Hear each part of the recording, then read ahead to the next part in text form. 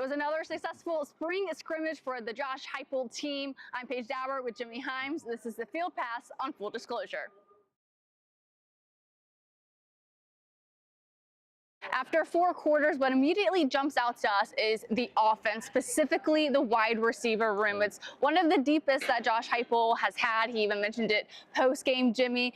But it's Chris Braswell and Mike Matthews who had probably the best performances of that group today. Yeah, the two of the newcomers. And Braswell, the transfer from Tulane, came in. He had 4 catches for 89 yards. He had a 71-yard touchdown reception. He showed the speed.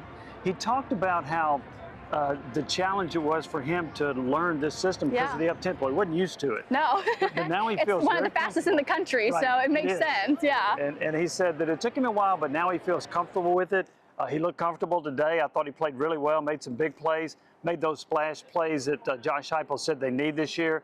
And then you had Matthews, and not only did he catch a touchdown pass, it was 63 yards, but he also made a really key block on a 12-yard touchdown pass by another wide receiver. And he's a physical player. He does not mind mixing it up. I really like what I saw out of Matthews and Brazil. I think those are 2 really good additions for this Tennessee wide receiver room. Mike's experiences on the defensive side of the ball just in high school, he's grown in his understanding of how to be physical and still be in a good body position, but he's willing to be physical. He's continued to grow throughout the course of spring, playing without the ball in his hands. And, he's a guy that goes about his business every day and competes extremely hard. He's got a high competitive care factor makeup. Go up and get the ball at a high level. It's rare seeing that from young guys coming in, but I think Mike Matthews, him coming in, I think we've expected that of him, and he's showing that every day in spring. So. Yeah, Jimmy, and as we get deeper into that wide receiver room, one of the 3 players that I had mentioned that I thought might be of interest to all of us was Dante Thornton.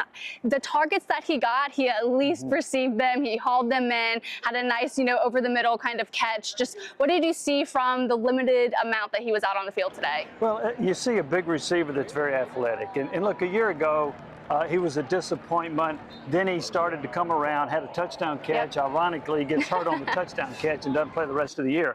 But he's a guy that I think, with the year under his belt, I think you're going to see him emerge and have a much more productive year this year. But he's got all the ability you want. He's got really good size. He's got elite speed. And so I think you're going to see a much improved Dante Thornton this year compared to a year ago. And we only saw about 10 passes from Nico Iamaleava in his, first true spring game as the true starter for the Tennessee football team. So he didn't really get to utilize too much of the wide receivers, but he does have the option come regular season to kind of go through a whole gauntlet of them, especially when Brew McCoy returns from his injury. What did you see from Nico, kind of just him commanding the offense today? He looks comfortable. I've got to think that his performance in the Citrus Bowl not only gave him a lot of confidence, but I think some of that confidence carried over to the spring. Now, we heard Josh Heupel talk about he needs to be a little bit more of a leader. He said he needs to be more of a vocal leader. But from the spring game, he had 4 series early. He went 3 and out on 3 of them. Yeah. But then he led one that was a touchdown drive. But I don't think there's much to be worried about. I think this guy's got a world of talent. He's a very accurate passer. I think you're going to see more yak yards from the receivers, more yards after catch, because he's a more accurate passer than Joe Milton. So he's going to hit more wide receivers on the run in stride, which is going to allow them to get more yards after catch. So I think, and then he's a quick decision maker. He's a good runner. I think he's going to be a special quarterback for Tennessee this fall. Yeah, you briefly mentioned the quick 3 and outs, a few of them that he had to start the spring game. You say not to really worry about that. Why not read too much into that? Because it is a spring game and about 20-plus players weren't playing. So and a lot of times when I watch a spring game, I look for individual performances. And he's got the tools. He's going to be good. I judge him more on what he did in the Citrus Bowl against a really good Iowa defense than I do in a spring game. So I think he's going to be fine, but he is a very talented player. And even though he had some 3 and outs, I think it's evident what he brings to the table. And by the way, he's excited about that wide receiver room, too. Yes, he is. I think we just got, a lot in our receiver room, a lot more receiver depth than we've had before. And then you add the size to it. A lot of young guys that can, play up, like, Mike Matthews, Braylon Staley. So, it's fun to see this receiver room grow the way it's become. And I'm excited to go out there and play with those guys. Yeah, so as Nico looks to take the next step when it comes to the leadership side of his skill set, who all stepped up today was Gaston Moore. I mean, he had the nice touchdown pass. It was Mike Matthews who made the good adjustment to end up reaching the end zone over behind the camera. But Gaston Moore does so well in spring practices, and he mentioned that he operates as if he is the starter, because if you can kind of think about it, if Nico goes down, it's one play away and it's Gaston's turn. It would be. And the thing about Gaston Moore that people should remember, he was at Central Florida with Josh Heupel. He knows this offense inside and out. He's used to the up-tempo. He could actually be a coach to some other quarterbacks about, hey, this is what you need to do. This is what you need to stay away from. If I were Tennessee, I would feel very comfortable about Moore being the backup in case something happens to Nico. I think with Moore, you could perhaps win about half of your games. I'm not sure. Now, you need Nico against the Alabamas, the Georgias, the Oklahomas, and some of the elite teams. But I think Moore would be an efficient quarterback against some of the opponents. So, but he is one snap away. But I think he's always looked good in the spring games because he knows the system, he knows the offense, he knows where to throw it. He's a quick decision maker. And so he does look impressive in the spring games. And I do think, I don't think there are that many quarterbacks in the SEC that have a better backup. No. And I say that because there are not many teams in the SEC that even have a backup quarterback with all At this point, yes. Yes. So I think Moore could help Tennessee this year. And it's good to have guys like Gaston Moore who are, mature and are good culture guys for the team as well, but are also reliable if you need them in game situations. I feel really good. I was with this coaching staff at UCF, so I've been with them for a while, learning from great quarterbacks ahead of me. I've just learned a lot, and I feel like I'm really comfortable in this offense. I'll tell you another quarterback that impressed me was Jake Merklinger. He's the freshman. He hasn't had much time on campus. He came in at midterm, but he accounted for 3 touchdowns today. He threw for 2 touchdowns. He ran for a 26-yard touchdown, and I was impressed with his mobility. He can run. He's got some wheels on him. He's elusive. He is. Yes, yeah. And that's going to be important in this offense. You have to have a quarterback that is a willing runner, that can make somebody miss along the way, that knows when to pull it on the zone read. And as he performs more in this offense, he's going to get used to it. But I really like what I see out of him. He's a very talented player. He's got a nice arm, threw some accurate passes. And, again, his mobility is what really stood out to me. Man, I thought he played great, man. Going into his first spring game, I thought he did a great job on operating the offense, operating our tempo, and, I thought he did well. We also saw the running back room also had a lot of decent production today. It was actually Deshaun Bishop who was getting the reps with Nico out on the field as well. Just kind of what did you see from the targets that he had, the catch that he had in the spring game today? He made one nice run where he broke some tackles. He only had 2 carries for 9 yards, but he also caught a pass from Nico, and he went 28 yards with it. 23 of those yards were yards after catch, and he made some good moves on that too. His injury last year was probably a little bit more significant than I had thought. Yeah. But when you watched him today, you think, hey, that's a guy that's got a chance to help. And look, they need some help at running back right now because of the injuries. Dylan Sampson didn't take a just on the punt returns, yeah. And so then you go to Khalif Keefe. Then you got Bishop that was in there. Cam Selden is injured. Yep. So there's a thought about, does Tennessee need to go in the portal to find another running back? And Peyton Lewis, by the way, another freshman, is very talented. He did not play because he's out with a shoulder injury. So you had a lot of attrition at the running back position, which means it's even more important for Bishop and Keith to step up. He's ran well, sees it, what's happening up in front of him extremely well, and does a great job pressing the line of scrimmage, using blockers. I thought today he got behind his pads, probably better than he has. That's an area of growth for all of our running backs that we got to get better at as we get to kickoff. What I liked about it too, because during spring practice, you'll hear the running backs coach Darrell Sims talk about how much vision Deshaun Bishop has and that he is speedy. He's got nice wheels. He can navigate through traffic. And it's like, well, you don't really see that much because during spring practice, they're on the other side of the field. So you're never really up close with them like you are with the defensive unit. But today out on the field, you saw that. He saw the gaps. He was able to get through them before they closed and, like you mentioned, get 9 yards. It was positive to see that what the coaches were saying translated out onto the field. For the most part, in our build-up to spring ball, had a full off season. Thought he did a really good job. Got a ton of opportunity this spring.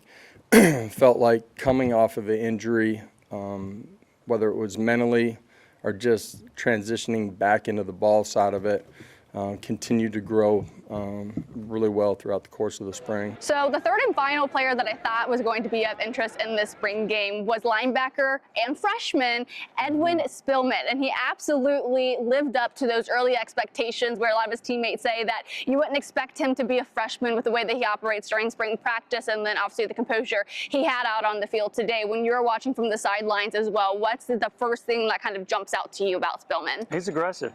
He plays hard. He plays downhill. He's the kind of player you hear coaches say, I'd rather tell a player to whoa instead of go, which means I'd rather them be aggressive.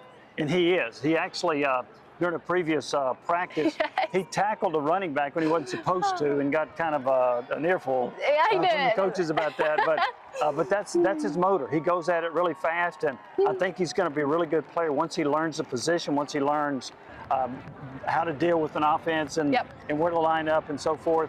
But I think he's going to be a really nice player for Tennessee, and I think he's going to get on the field quite a bit this year. Tennessee is reluctant to rotate in some positions, but I think they'll rotate more at the linebacker spot. He's a guy that could work into that rotation. It's been really fun. Just learning from my mistakes and everything like that I've made, and just when I got guys like T-Lander and KP and Arion, everybody back in the linebacker room helping me out, just trying to learn the plays. So it's just been super helpful with guys like that to help me when I'm struggling. And the question of rotation was asked to Coach Heupel today, especially on defense and kind of what kind of guys are going to be out there. Obviously, you want the ones that are going to put you in the best position. And when he was asked about, evaluate the defense today, he did feel that they gave up, too many big plays. You look at the touchdowns that they gave up, all of them were kind of those medium to deep balls. Yeah, they gave up a 71-yard touchdown pass, a 63-yard touchdown pass, and there were other touchdowns of 26 and 27 yards. Yeah. That's too much. That's going to kill you come regular season. Right. The other one was a 13-yard kind of a screen pass in which the wide receiver broke some tackles. But, yeah, I think with the defense, they did give up too many big plays. But there's another linebacker I like. It's Jeremiah T-Lander. Yes. And the first play of the game, he sacks Nico. He plays with really good instincts, and he's going to be in on a lot of tackles. And he had a ton of tackles in high school. I think he had over 400 tackles during his career, which is ridiculous. Yes. But it also speaks to his ability to read things, to plug a hole, to know where to go. And I think he'll be in that linebacker rotation as well. Just get better in all areas of my game, whether it's using my hands when I'm blitzing, being fit in my run gaps or in pass coverage. I was actually watching the spring game last year before this game today, and just watching even all the linebackers from then till now, we've all improved so much. So just continue to build on this throughout the summer and then into fall camp as well. Another thing about the defense is that defensive line. It is really good. In fact, I think it may be the best and deepest position on the team. And Amari Thomas, who is a star defensive tackle for Tennessee, he talked about how good this unit could be. Now, we've heard one of the coaches say he thinks this can be the best defensive line in the country. Yes. And Thomas said, hey, we talk about that internally, but he said we got a long way to go to prove that. But I think when you got Amari Thomas and you got Norman Lott and you got James Pierce at end and some of these other guys, you got pass rushers, you got really good tackles, you got tackles that can rush the passer from the inside, you got really good depth. They go 11, 12, or 13 deep on the defensive line. It's crazy. And that's a credit to the recruiting. Yeah. It's also a credit to the player development of the defensive line coach, Rodney Garner. Yes. So I think that all plays into it. But it wasn't a surprise that Tennessee offensively had trouble running the football against that group. And not only that, the offensive line's banged up a little bit. I mean, Cooper Mays didn't play. No, a lot of them did not dress. Several of them were out. So it made sense that Tennessee was going to have trouble running it. The best runs were by the quarterbacks. I think this defensive line has a chance to be special.